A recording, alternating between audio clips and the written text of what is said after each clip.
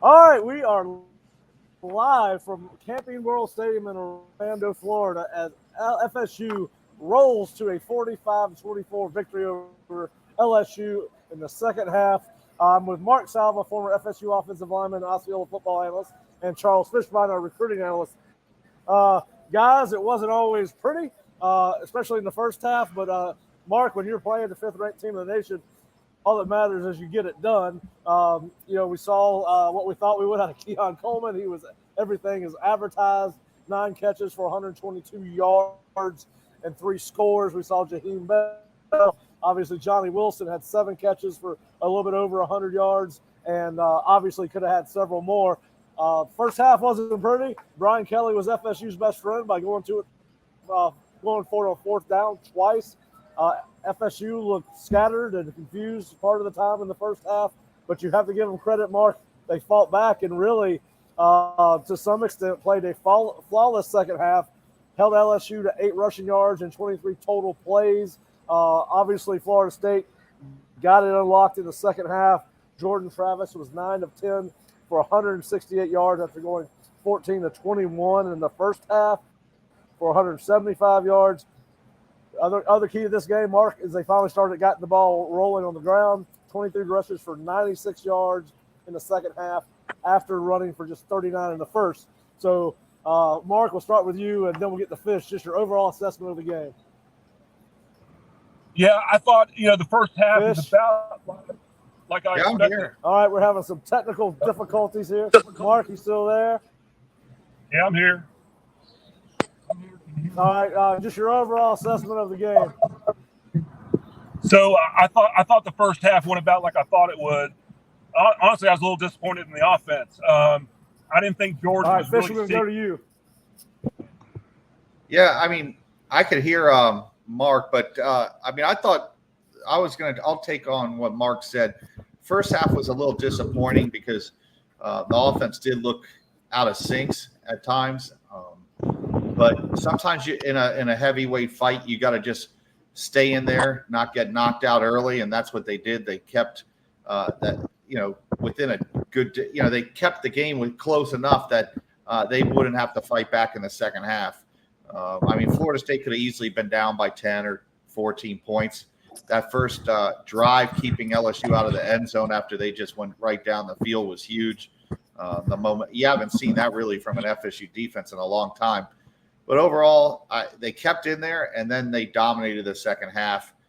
It's been a long time since they dominated a team like that. And you got to go back to Clemson back in 2013 where they really dominated a team like that. Mark, you with us now? Yeah, can you hear me? Yeah, I got you. Just your overall assessment of the game. Yeah, no. So, first half, I was like a little disappointed in the offense. I didn't think Jordan Travis was seeing it. Really, really very clear. The one example I have is on the interception he threw right after the muff punt, I think it was. It was obvious there was a blitz coming. They were aligned for it, and I could see it coming a mile away, and obviously he didn't see it. It ended up being a bad play. I just think overall the offense, I don't know if that's first game jitters or it just wasn't clicking. Had a few drops from the receivers, that was disappointing. And honestly, I didn't see a commitment to run the ball. I've always said that you got to get the offensive line juice. They got to get a feel for how the running game is going to play on any given day, right? And so the commitment to not run the ball, I think, really hampered us and put too much on Jordan's shoulders in a time when he wasn't really seeing it. And then defensively, I expected them to be pretty good and have some troubles with the quarterback, but they seem to be able to write that too in the second half. So I'm going to be honest with you, the second half really surprised me how we came out and just absolutely dominated. Mark, what did you see particularly on defense? Did the FSU do anything, or did they start playing better? I think they just started playing better and tackling. I think the tackling got a lot better, able to contain the quarterback, able to get to the quarterback. I think LSU didn't do themselves any favors either. I think they didn't execute as well, and you got to give us some credit. I tried really hard to watch the line of scrimmage, especially on defense. look, they got a good offensive line too, but I think we were just able to get off blocks a lot better. And I'll have to go back and watch it and really see if there's any tweaking that they really did. But overall, I didn't see anything really scheme-wise that we did any differently than we did the first half. Fish, did you see anything that stood out to you as far as difference from first to second half on either side of the ball? No, I just think they stopped making the little mistakes. FSU, once they scored that touchdown and LSU got behind, and then I think LSU had a drop or something. They had that drop by the wide receiver. They kind of lost. That was a big mistake by LSU, and then they just never got their momentum back. And FSU it steamrolled. You've seen this happen in games where the momentum just goes one way, and FSU just took over.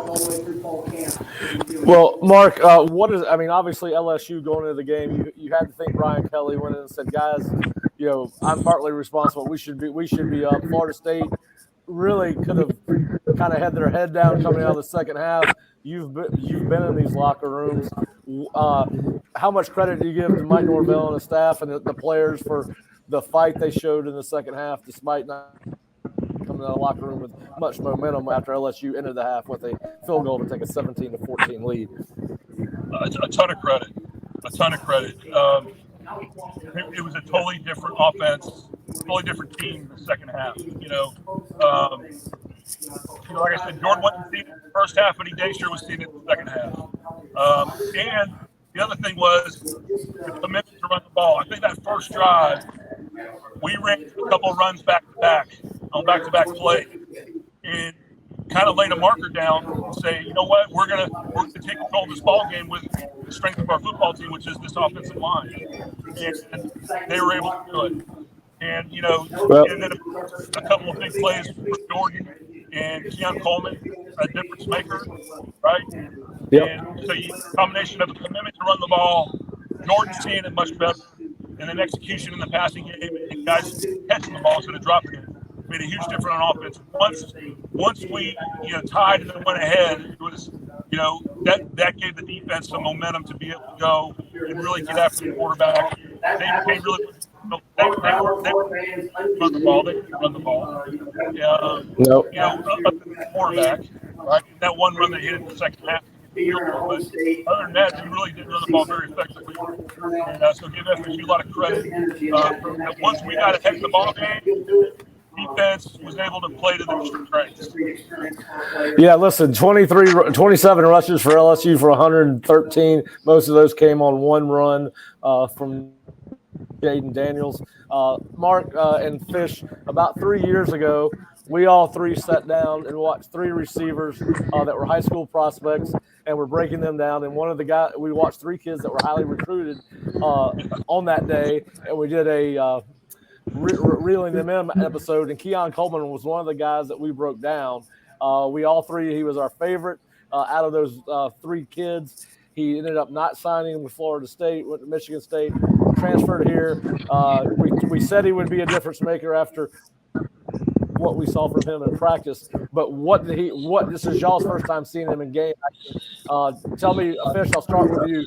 You loved him. You followed him since high school. What did you think of Keon? Yeah, I mean, I just saw with his size and speed, what we saw in film, he was a difference maker. I thought at the time, and we talked about it, that potentially he could be an NFL draft pick at the time. I'm really surprised LSU didn't recruit this kid harder, that there was other guys. I mean, he looks like an SEC receiver. FSU, when you go back and look at maybe the Javon Walker types that came in, I think he was a JUCO kid that came in for a year. It's been a long time since FSU's had a kid with this size, speed, that every defense they play from here on out are going to have problems. I mean, he's the best receiver probably in college football right now. And that's hard. I'm not one to, overdo it with players. He's special. You just saw it. LSU had no answers for him. I don't think any other team's going to have an answer for him. He's going to have a big year. He's probably going to be in it for that wide receiver award at the end of the year as one of the top receivers in the nation. But he showed out. He's everything that we thought he was going to be and better. FSU has a special player with Keon. Yeah, now, Mark, you've had a chance to see this offense with Keon Coleman, Johnny Wilson, Jaheim Bell, Trey Benson, Jordan Travis, and obviously a revamped offensive line with Jeremiah Byers being probably the leader of that offensive line, but they gave up no sacks to a team that has Harold Perkins on it and a couple of guys that have NFL futures on the defensive line. Tell me how impressed you were with not only the whole offense, but the offensive line. Yeah, I mean, even in the first half when we weren't doing much, they weren't getting a whole lot of pressure. You know, the pass protection really held up for the most part. You know, and look, yep. As I'm sitting up there watching that defense, one of the reasons I think we struggled to run the ball early was those jokers can run, right? Those jokers were fast. I mean, you can see it live how fast those guys were. Anytime we really tried to run wide, it wasn't good. When we were where we had success running the ball was right at them with those counters and those downfield counters that we were running. And that's where all the success was. So the fact that they were able to protect like they did was really impressive. And that's going to be one of the better defensive lines we see all year, and even without Mason Smith, because as a front seven they are fast. And I was really impressed with the offensive line. How they and taking charge of the game at the second half. And I think that's dividends moving forward. Yeah. All right, guys. We talked all year, all preseason about we felt like the defensive tackle position was going to be the strength of this defense. Obviously, it came up big on those 2 4th-and-1s in the first half, allowed 8 yards. It helped a defense lead, only allow 8 yards of rushing in the second half, and only 23 total plays for LSU. Tell me a little bit about what you guys saw from Braden Fisk and Dennis Briggs and Josh Farmer and Fabian. I don't think Fabian played a ton, if at all, but certainly you had to be impressed with short yardage run defense out of this game, and then when Florida State was able to get FSU in passing situations. We saw them able to get pressure with Verse and Peyton and some of the linebackers on blitzes. Just tell me a little bit about what you thought about the defensive front, its performance tonight, particularly against the run. I mean, right out of the gate, with the big play, getting down in that goal line stand was so huge, and that was really great to see. I think that just gave us an air of confidence that we could take this team on and defend the run, defend them physically, and then going forward again on 4th down later on in the half. Look, again, they didn't run the ball. I know they didn't have any great running backs, but I don't think it would have mattered. The holes were it was hard to run the ball against us. And you know what? That bodes well for the rest of the season as long as those guys stay healthy. Just hard to move them. Braden was I thought him pretty impressive. I saw Dennis Briggs make some plays. Farmer making some plays. Getting off blocks and clogged up the middle. Yeah, it was down. I can't wait to go back and watch it and just really study it and see how they did. Fish, what are your thoughts on the defensive front, particularly inside? And I really don't think Fabian Levitt played much, if at all. I mean, so you're out arguably 2 of your top 3 defensive tackles in Darrell Jackson and Fabian Levitt.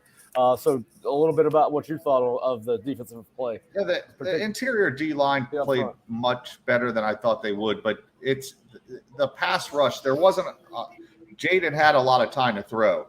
And I think when you go back and watch, you're going to be surprised how much time he had in the pocket to throw. He had guys open. A lot of times he just didn't hit the right guy or they dropped a pass. But their run defense is going to be very good. 44, I guess that's Farmer. He's the one that just kept popping every time I watched. I thought he stood out.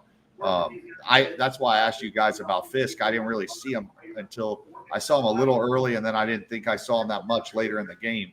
So I was curious to see what you guys were thinking about him. I have to go back and watch the game. But, overall, I thought they did a great job stopping the run. LSU really didn't do anything against the run. And that was one of my keys to the game. I said, they're going to have to stop the run because I felt that was really the only way LSU could actually win was to ball control, keep FSU's offense off the field, and score when you had opportunities. And they basically, all the keys went out the door on those first few drives in the first half. But overall, I thought the D-line played well. The O-line had their moments where they did some good things. I think once again, I'd have to go back and watch really what they did the whole game. Jordan was under pressure a lot, and he made a lot of plays under pressure. I think you guys are going to be surprised when you go back. There was a lot of times he was running for his life, and he just happened to find an open receiver. I mean, many times those guys were in the backfield putting pressure, and he get out of there. I think a lot of that was on some of these play actions where they're pulling guys. Like right. I know a couple of those when he's running for his life. They were either a blitz that was not picked up, or they were doing a play action with that action pulling guys, and guys really reacting well on defense. LSU got reacting well on defense. Those were times to be when he was great drop back. It was really well protected. And he had room to step up in the pocket. I think when you go back and look, if my memory serves, a lot of that was off of play action, pulling guys, under place, stuff like that. Mark, when you go back and watch the first half, you're going to be surprised how many times LSU reset the line of scrimmage. Even on the wide receiver pass where he was going to do the trick play, they were in the backfield. I mean, the kid was literally 15 yards back and just happened. If that kid hadn't played quarterback in high school, he wouldn't have made that play. It would have been a 15-yard loss. I'm telling you, they reset the line of scrimmage, and what? They're good. They're fast. Listen, LSU's. I think people are going to come away from this game. A lot of people think, oh, well, LSU isn't as good as people think. No, it was a great game for a half. A couple things went against LSU in the second half, and FSU that ball got rolling. And in college football, how much momentum matters. Once they got that ball rolling downhill, FSU just ran over them. And the other thing too, I think the other difference in the second half was we played a lot cleaner. I mean, a couple of their scoring drives. I don't know, Pat. How many penalties did they have on that? I don't know if it was their first or second scoring drive. There must have been. Well, they had two personal fouls, and I don't think they scored on that drive, so it kind of got negated if I remember correctly. But yeah, listen, they did. There was some sloppiness, I guess, in the first half. Russ, however, listen, they. This third time or fourth time all fall that they've actually tackled to the ground. So I think you also got to give the hats off to the defensive backfield. They played much better in the second half. We saw some big plays from LSU on blown coverages. They seemed to correct most of that coming into the second half. Mark, just talk a little bit about the defensive back play. Yeah, it was solid. I mean, the nature of this defense is to not give up the big play, and right out of the bat, they flooded the zone with a third guy out of the backfield, and kind of got lost in all the crossing and stuff, and they hit that big play. But after that, they pretty much kept pretty much everything in front of them. It seemed they were pretty much tight. I mean, we played a two shell pretty much the whole game. I'm sitting there trying to think back if I ever saw a rotation down where we went to a single safety defense. And I can't even think of a time. I'm sure we did. I just don't remember it. So they were committed to keeping everything in front of them and trying to hem in Jaden Daniels. And I think, too, that was part of the reason why we weren't getting much pressure through the middle with the defense. Because I think they were just really conscious of trying to hem in Jaden Daniels, So, yeah. They did a good job of that. And that was one of your keys to the game. 100%. And so, yeah, I mean, look, the DBs, the interception was timely. It was good. That really just, it made me feel much better about the outcome at the time, even though we were up a score. I was like, it's still not over, not even close. So, yeah, I just, I want to go back and look at it. But, we didn't take a lot of chances in the back end on defense and ended up serving us well. Your other key to the game was Jordan Travis needs to be the difference maker. We think he is. Obviously, he was 14 to 21 in the first half, but had one interception, had another one that probably should have been intercepted, and given LSU in great field position inside the 10, if not goes back for a touchdown. He was 9 of 10 for 168 yards in the second half with two touchdowns. Just talk about a little bit of his second half performance. Yeah, no, like I said, I don't think he was really seeing it the first half. And, coming out the second half, everything's a lot cleaner. But, of course, quarterback's best friend is his running game. And again, with the commitment to run the ball, I think that really kind of changed the whole attitude of the offense. I think he saw things a lot clearer. Got some good matchups. Obviously, Keon Coleman's a good matchup against anybody, and that helps, right? But again, putting us in the right place. There was a couple of times where we ran into some looks in the first half that weren't really ideal, and I can't help but believe he has the ability to get us going in another direction, or pull the ball and do an RPO or something. You know what I mean? So, like I said, he wasn't really seeing it. We were in some bad plays. We were trying to run in some bad looks, and then the second half that totally changed. It totally flipped the script. So I got to give Jordan a lot of credit. I got to give Mike a lot of credit. They obviously went in at halftime.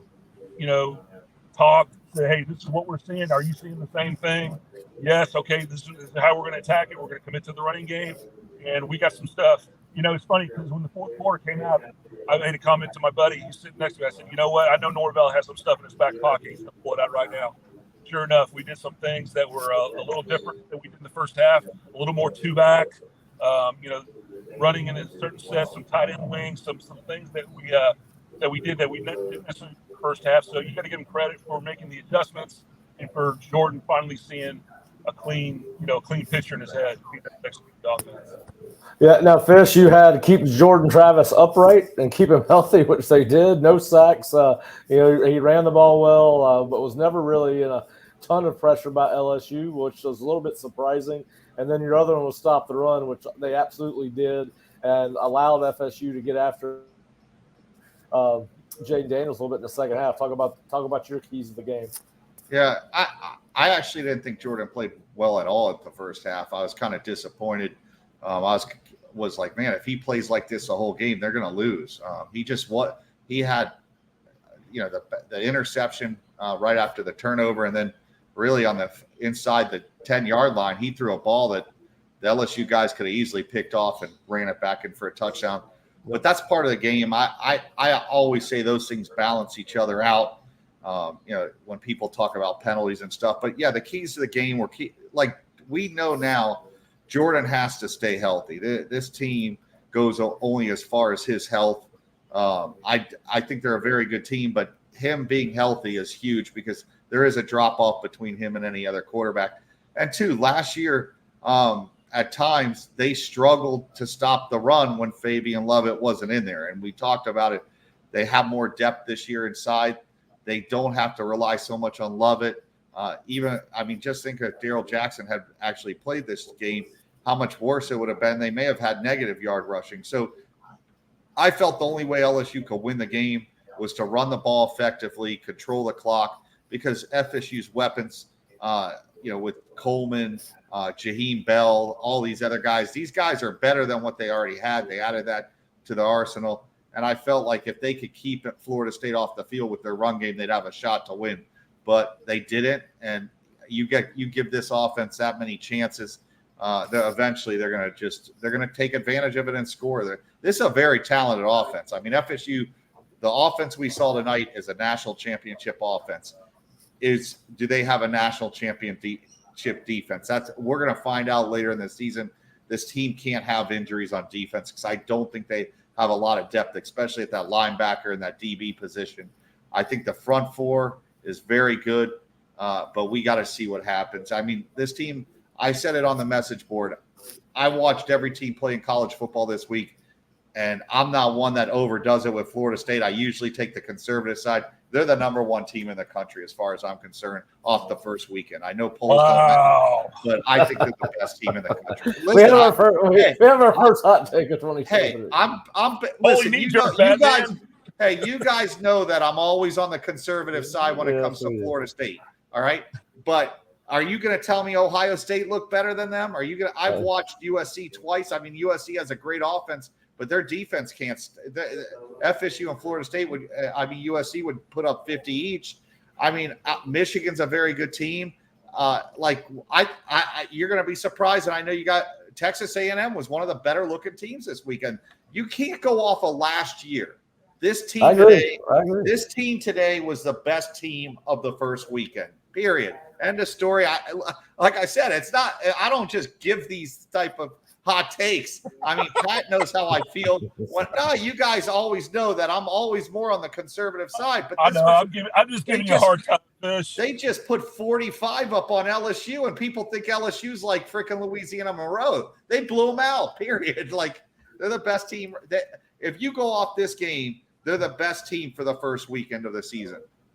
Well, we also talked about extra possessions being a big deal. They were ahead 24-17 when I believe it was Renardo Green picked off a pass. FSU took that drive, 8 plays, 57 yards to make it 31-17, and really started to put the game out. It take control of the game. I think that was another big play. Obviously, they created an extra possession with the turnover on the punt. Unfortunately, no points from that. But that extra possession certainly that the defense gave the offense and the momentum that intercept a turnover gives a team certainly played a factor in this game. So listen, I think they hit on. I think we had a total of 12 keys for this game, and they hit on just about every single one of them. But listen, particularly impressed with the way this team played in the second half. Now, obviously, this has changed his Fish expectations for this football team, Marcus. We just heard. Right. I hope he turns Listen, out. I saw what I saw. You guys saw what you saw. The last time FSU looked this good in a game was the Clemson game in 2013. The opener, the last time they looked this good was against Pittsburgh.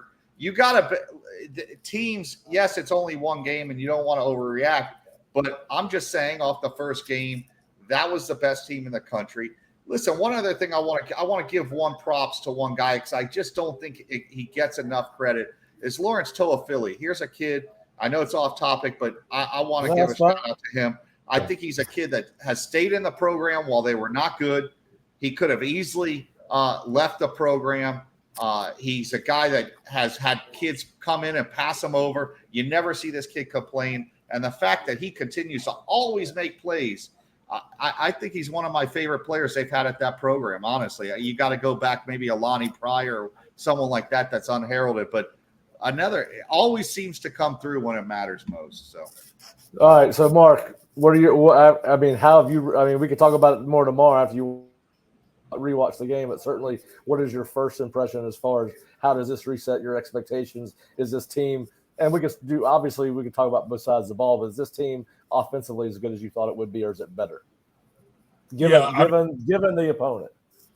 Look, in my prediction, I had us scoring 45 points, and that's exactly what we had. I had 38. I was pulling for 38 when it was. Yeah, I had 45. I knew we were going to win. I have no doubt we have weapons in abundance, and like I said, if Jordan continues to play at the level that we know he's capable of playing, and that all the toys that Mike has at his disposal in this offense, it's going to be hard to stop this offense. And the same question that Fish brought up is the same question I had. Do we have a championship caliber defense?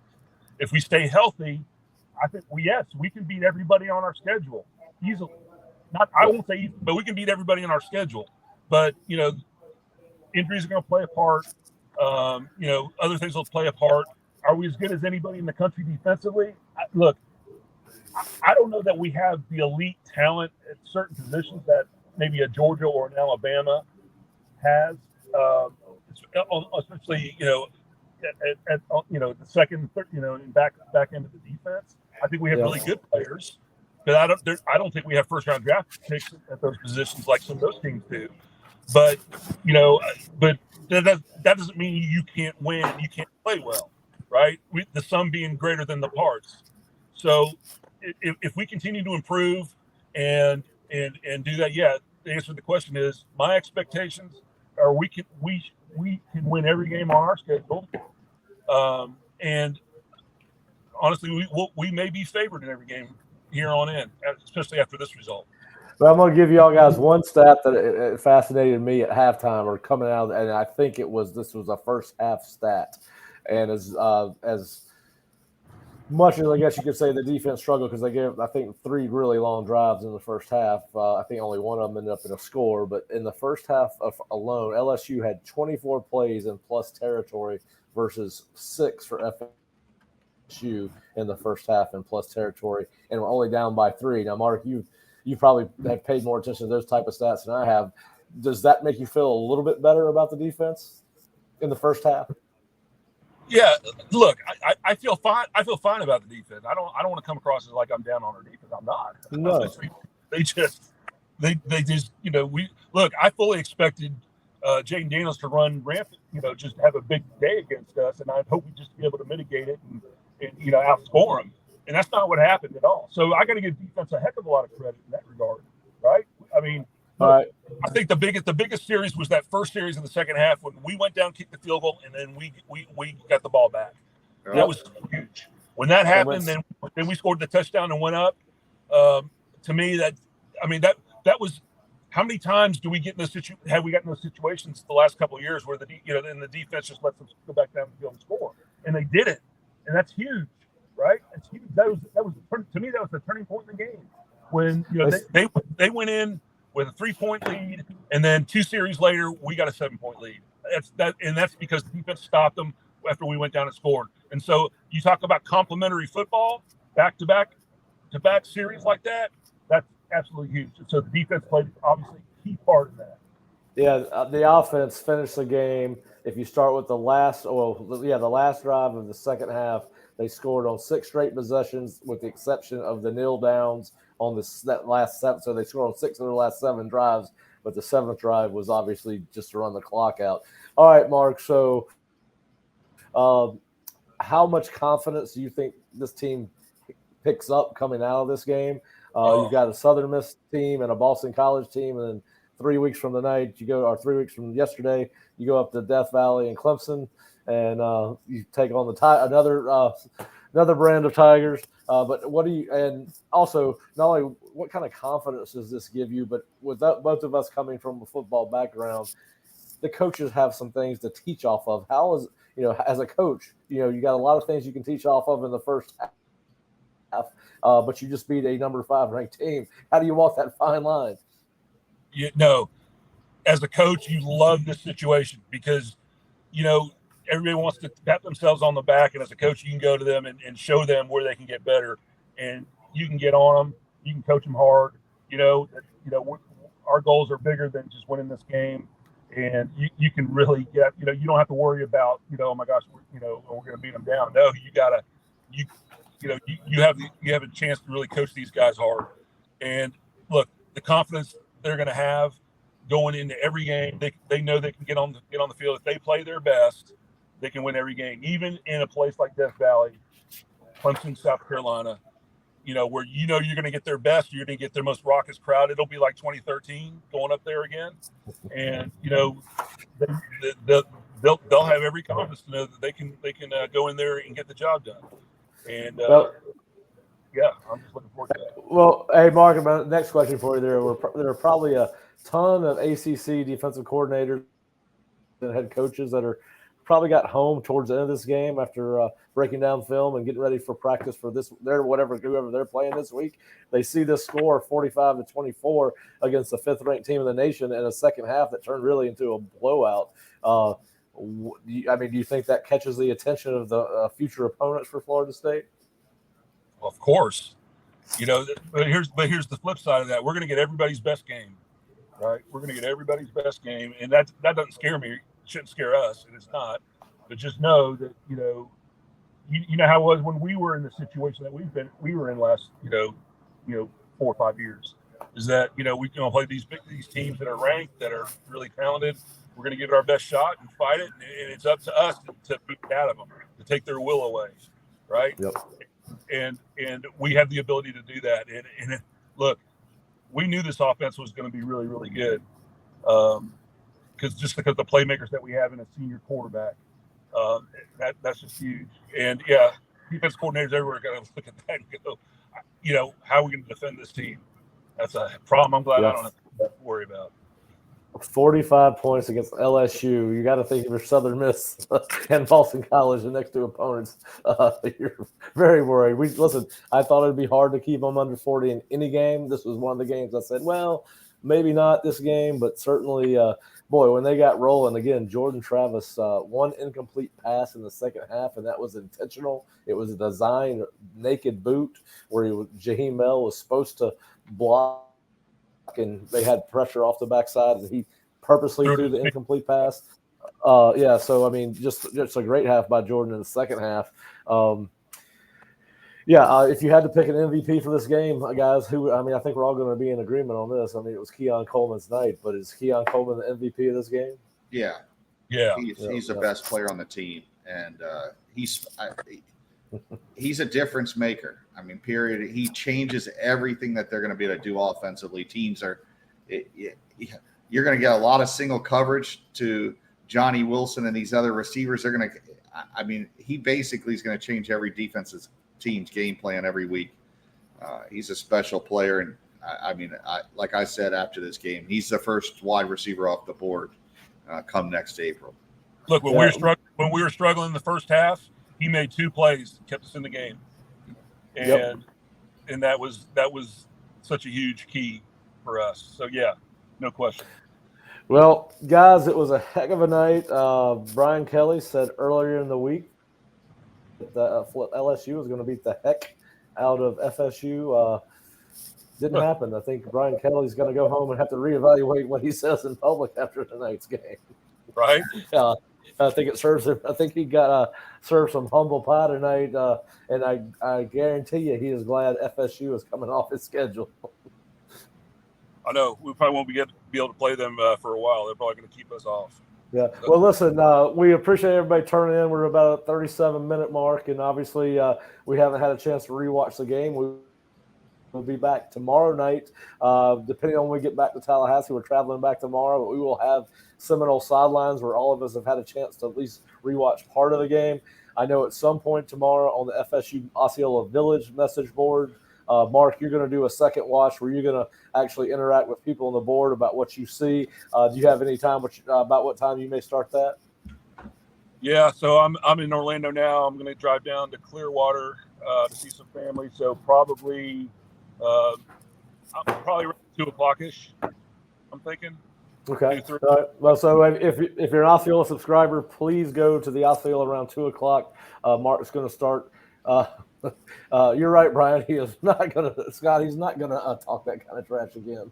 I agree with you on that. But yeah, go to the Osceola message boards. Mark will start what we call Second Watch Sunday, and he will share his thoughts on what he saw in the game, and obviously it's going to be a lot of good stuff in the second half. All right, guys. One last question. We're going to have polls come out, I guess, tomorrow evening or Tuesday. Where would you rank Florida State, Fish? Number 1 in the country. Okay, Sully. I would put us 3. That's where I would go. I think Georgia's going to stay where they are. Where they are. I don't know who was number 2 coming in. Michigan, I think, is number 2. Okay, yeah. So who did Michigan play? Michigan played some secondary school, so they won ECU. Yeah. Well, East Carolina. I could see them going as high as number 2, but I'm going to go with Mark and say number 3. All right, guys. If you're an Osceola subscriber or just view our YouTube channel, we appreciate you being on tonight. It's a big night for Florida State as they roll past Louisiana State 45-24 and what has become their second home away from home, Camping World Stadium, where they are now 2-0 in their last 2 ball games. And Florida, I know Fish said we can't go from one year to the next, but Florida State is on a 7-game win streak after their win tonight. But we appreciate you guys joining us. We will be back with Seminole Sidelines tomorrow night. Hopefully we'll be live at 6:00 on the Osceola YouTube channel, Osceola Facebook page, and Osceola Twitter account. So we hope you'll join us then. Mark will have Second Look Sunday starting at 2. We'll be traveling back to Tallahassee, and we will start our version, help Mark with Second Look Sunday. We get back to Tallahassee. But if you're a Seminole, you got to be happy tonight. Cruise past Brian Kelly and the 5th-ranked LSU Tigers, who were to win the East SEC West by a lot of people. So a great night for Mike Norvell, his football team, and FSU fans. We appreciate you joining us tonight, and we will see you guys next week after the Southern Miss game on First Impressions. Go Noles!